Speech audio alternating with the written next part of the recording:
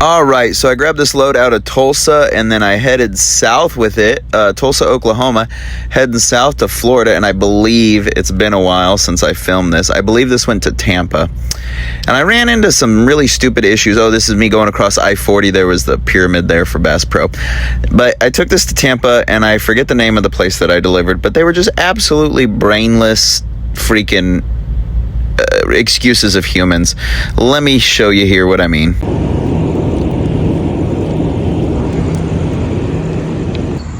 All right, we just got our paperwork signed 2.5 hours later at this drop and hook, which is a fucking joke here in Tampa.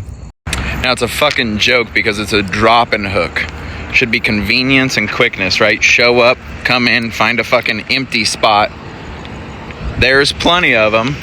Drop the trailer, grab an empty, which I saw some when I came in, and then get the fuck out of Dodge. And I had an appointment for the 11th. It is now midnight, 12:06. I know that's hard to read backwards. Had an appointment for the 11th, and it said on her paperwork, which I'll put right here.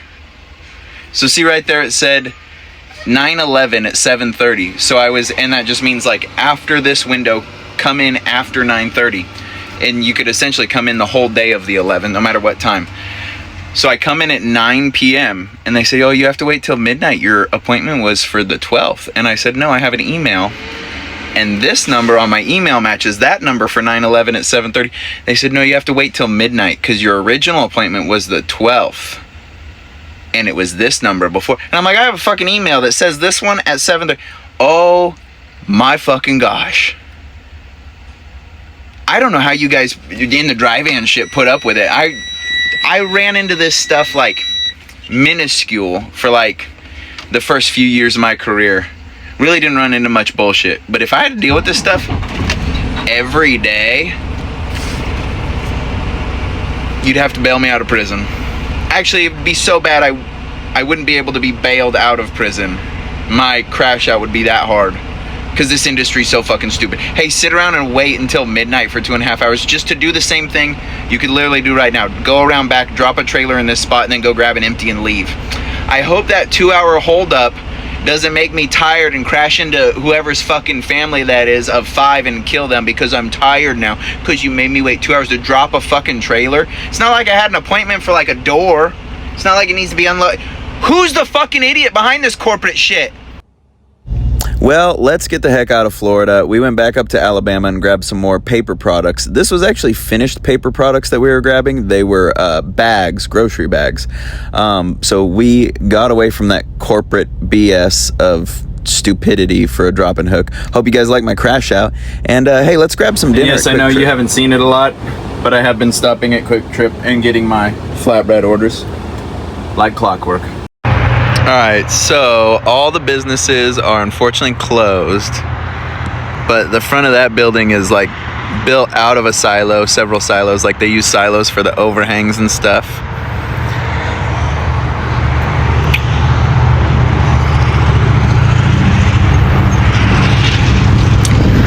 But cute little shopping center. But this is what's cool.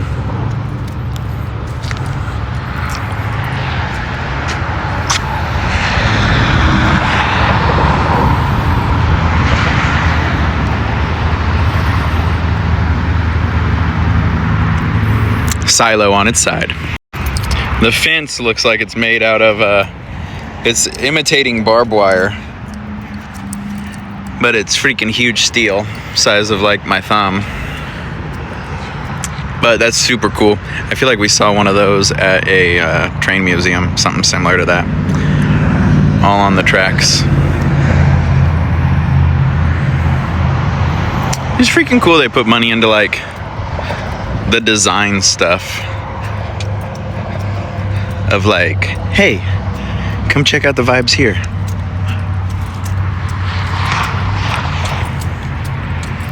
Oh, there's the airplane. That's what caught my attention. Yeah.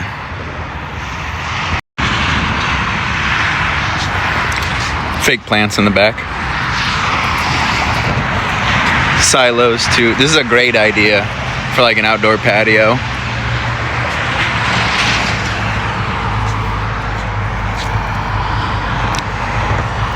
Definitely wasn't a real airplane ever. Couple tractors, more silos, and some old pump jacks. I found out what one of those is called from someone commenting on one of my YouTube videos. But yeah, all the businesses are closed on Sunday. Must be a Sunday thing, I get it. So these are runway signs, which is very fitting for the airplane. And then they also have a caboose.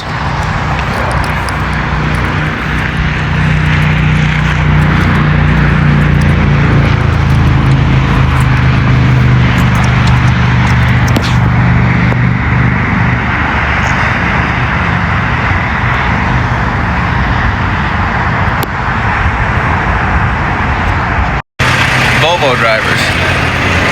Do those trucks not come equipped with this little key thing? It goes in an ignition and you can turn the truck on and off. And so when you park, gosh, now I can't get it back in. So when you park, you can turn the truck off. Do they not come with that in the Volvos? Because there's no one, the driver is not in that truck, it's sitting there idling. The driver's not in that truck, it's sitting there idling. That's also a Volvo. I swear, it's like every Volvo just idles no matter what. Like, is your engine so muy pequeño it doesn't burn any fuel? I'm jealous when it idles though. Yeah, geez. Like, it's also pretty nice out for a Houston night. But we're at a big old grocery warehouse. My least favorite type of deliveries. It is 9 p.m. See how I made that appear on the screen? And waiting to unload some Kimberly-Clark paper products, which I think are bags, or maybe paper towels, or toilet paper. I don't know. But hopefully they get it done quick. The reviews were hit and miss at this place. Hey guys, so we are over 30 minutes into this video. Do me a favor, just because I want to know who's sticking around this late into the video. I appreciate you guys so much if you watch these all the way through. I try and make them as entertaining as possible. And over the last couple months, I've just had a hard time filming because I haven't been pulling the flatbed. And you guys know my normal content. I like to talk about securement. I like to talk about what I'm hauling, how it's used, you know, any trials and tribulations of things that might come up on the road. If I blow a wheel seal, or if something happens on the truck and I talk about repairing it or whatever. And so just pulling the dry van has felt very boring, and I just been having a hard time feeling like myself pulling out the camera and talking about the load. So all of this stuff, this is probably 3.5 months worth of me working combined into one video. Just because I haven't been filming as much, I don't know what to talk about, but I just want to say I appreciate you guys so much. So here's been a few clips that I've thrown in. Now, one thing I really do appreciate about the dry van is that there's a lot more drop and hook freight, so I can run a lot more consistent, plan myself out better, as well as less deadhead. And that's great. Not every time I pull the flatbed, I typically deadhead out to Kansas, and that kills a whole day. But pulling the dry van has been really nice because I have been able to cross paths with Abby a lot more. We actually crossed paths back somewhere in Ohio, ran out to Pennsylvania, New Jersey, and then came back to Ohio, hopped back in both of our trucks, and shot down south to Texas. We stopped here in Cuba, Missouri at the TA, and that's where you see all these model trucks, which, once again, I told you, I nerd out on these little models. Ooh, look at that pretty lady. They also, right there to the left, you could see they have a real not just a model, but an old classic car. I actually don't know what type of classic car that is, but all of these models are really cool. You see Allied, Beckins, there's just a whole bunch. I think somewhere in here, I'll try and point it out. I mean, that's a bullnose truck, the red one that said Duke on it. That blue one in the top corner, a freaking Chevy with a camper on it. Got some old yellow right there. Like, this is just history of toys, which is really cool.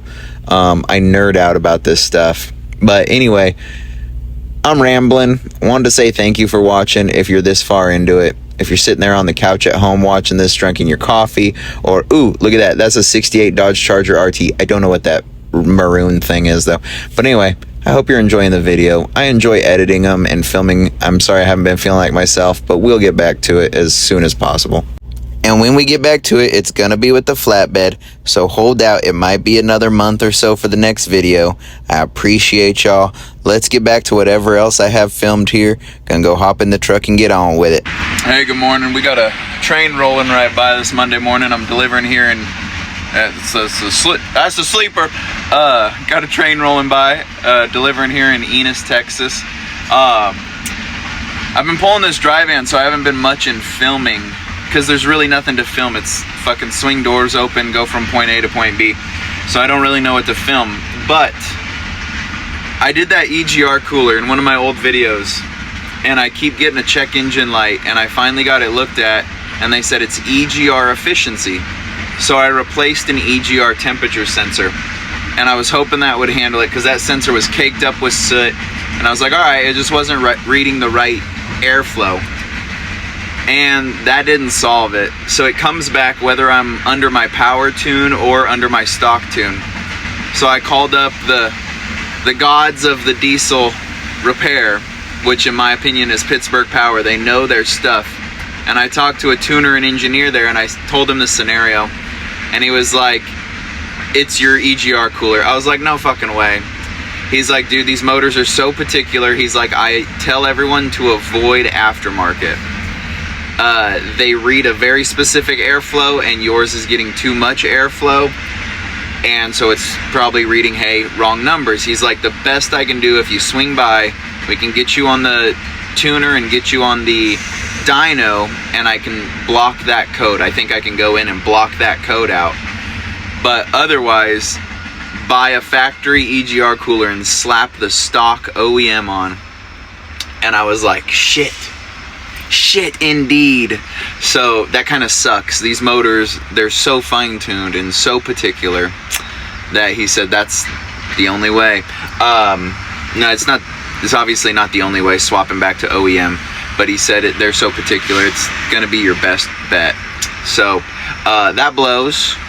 It is what it is. Don't know which route to go. I gotta call PDI next, see if somehow they can block that code through their tuner and then re-upload a file for me. If not, my best bet is pulling that EGR cooler off, buying another one for $1,900 from Freightliner and slapping that on. So running dry van has been nice. Abby and I have been able to meet up quite a bit. We're here at the WinStar Casino, and we're gonna walk Kona and then go grab the shuttle, but it is dumping rain.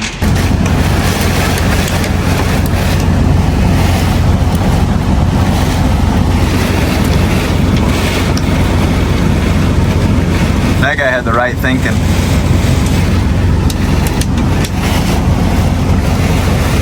It is blowing sideways.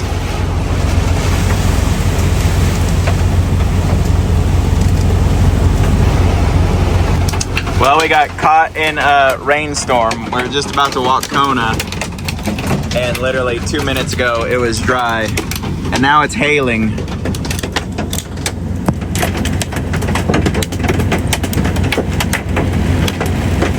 And them suckers are smacking.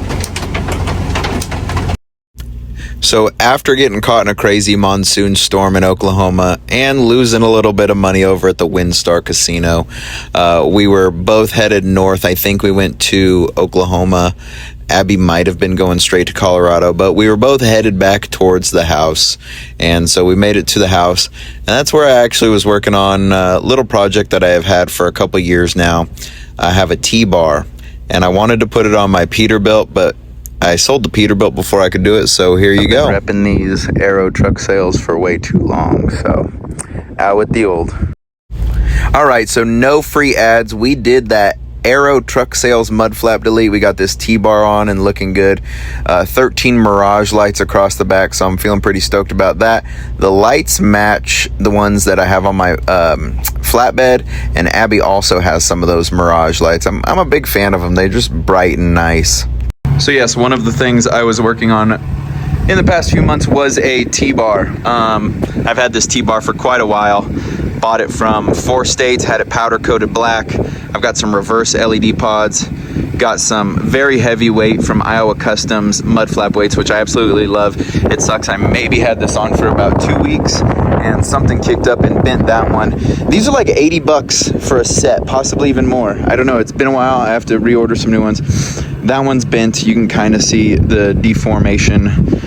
So that kind of sucks, but I did throw a T-bar on. I need to get a cover right there. I reinforced the heck out of it. You can see 4 bolts, only 3 of them are actually holding on. Had a custom, this is aluminum, so I had a piece welded on so I could mount it this way.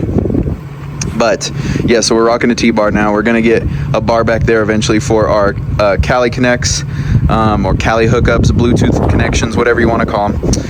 You do see some watermelons up under there. Those are LED and they are for underglow reasons, which are sticking out the side. But yes, T-bar is one of the things I've not shared with you guys yet. So love it, pretty stoked about it, but I am missing my fenders. So switching gears here, I was fueling up in Texas and this blue truck pulled up next to me and I looked at, they hopped out, it was a couple and they walked right into the store. And I'm not a fan of tying up a fuel pump, but I am a fan of safety, and their steer tire looked extremely concerning. Well, curiosity got the best of me, and they weren't around, so I went ahead and checked the tire pressure on their tire, and it was sitting at like 50 PSI. Now mine, I run at 110, and they are actually considered off the bead or something like that. So DOT will put them out of service if it's below 80. And for a steer tire, like, come on guys, that's concerning and dangerous. So I checked their tire pressure. Their driver's side was way too low. When they walked back out to the truck, I stopped them. I told them, hey, get out. And I showed him his air pressure on the tire chuck. And I was like, dude, you got to air that up. You can't be rolling on that. But pre-trip inspection, never heard of her. What's funny is their company name was called Lucky Star. All right, so we took some Hazmat chemicals from Texas up to Colorado for Halliburton. Now, did you know Hazmat is supposed to be braced in a trailer, front, rear, and both sides? So when you got these totes, did you know you're supposed to strap every single one? Because they ain't touching the sidewalls. Come on. Y'all know those red trucks. Good old Halliburton. So I got here.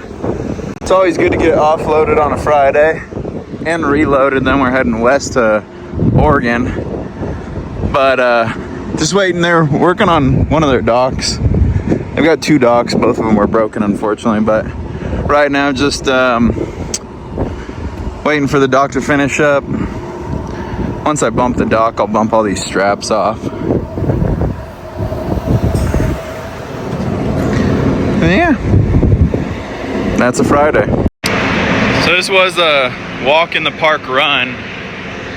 Just from the middle of Texas up to Colorado, headed up through Lubbock, let's see, Sweetwater to Lubbock to Amarillo, through Oklahoma. The scale was closed because I went through there late night, into Colorado.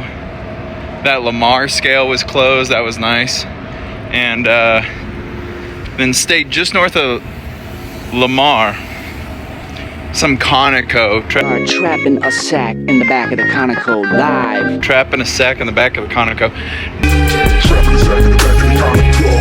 Dirt pothole lot. It fucking sucked. I should have stayed at the big truck stop in Lamar right after the scale exit. But let me climb up in here. Easy run. Paid good because it's chemicals, and then went past. I didn't hit any scales. I hate pulling a company van because my flatbed has the air scales and then my truck has the air scales, so I just kind of figure if I get this close to 34, I got to be all right back there. I didn't get a cat scale. The prices on cat scales are outrageous now, like 15 bucks, and then a reweigh is like $5. I remember when that shit was like $10.50 when I started, and $1.50 for a reweigh.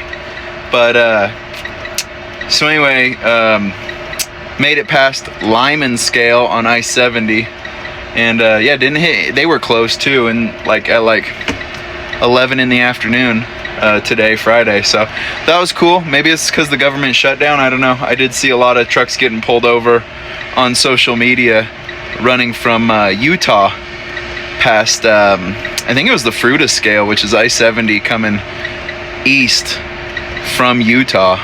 There was a post about people just getting plucked off left and right. I don't know if they're checking English language proficiency or for chains, because it is chain season now. We've officially started that here in October, leading up until May 31st. You're required, all CMV are required to carry chains, so be sure you got your chains on you.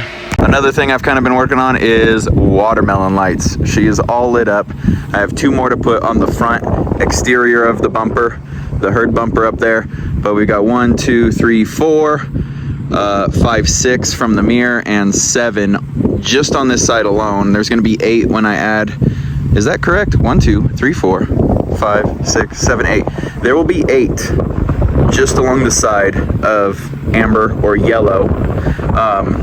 1 is acting as a turn signal right there, you can see.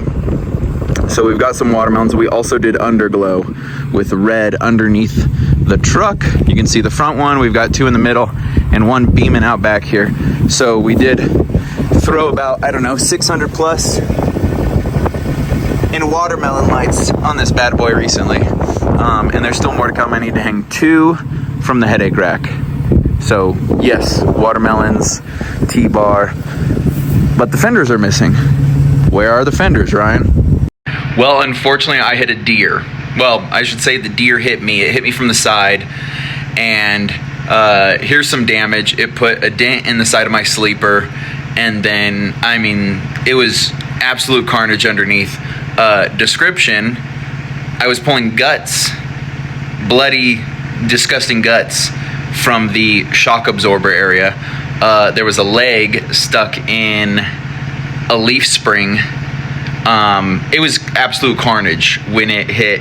It hit and then went underneath, bounced around the drive line, and tires kind of spat about 80% of it out into the fast lane, and probably the other 20% mangled up in my drives, as well as took out my fenders. So I had to pull off like 10 miles down the road. Luckily there was a weigh station. I bailed off, kind of cleaned it up, took the fenders off, had to trash those, had nowhere to store them, and kept rolling, had to go deliver. That was late night, so low graphic warning. Here is the footage of me hitting the deer. So like, look away for the next 10 seconds if you don't want to see blood, guts, and carnage. It's not a terrible video, but I mean, it destroys this deer. So 3, 2, blood and guts coming at you. Here's the deer strike.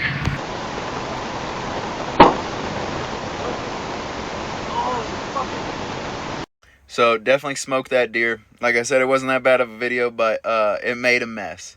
It definitely made a mess. Dealing with that with insurance wasn't that hard to deal with. Waiting on parts to come into the Freightliner, and then it's probably going to be a 2 to 3 week repair, which really sucks.